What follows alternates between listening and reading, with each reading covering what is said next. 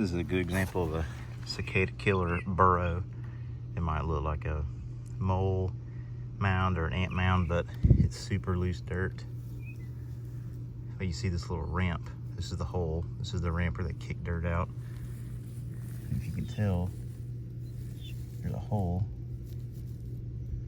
right in there. Watch how deep my finger can go. Let's see if I can get him out of here.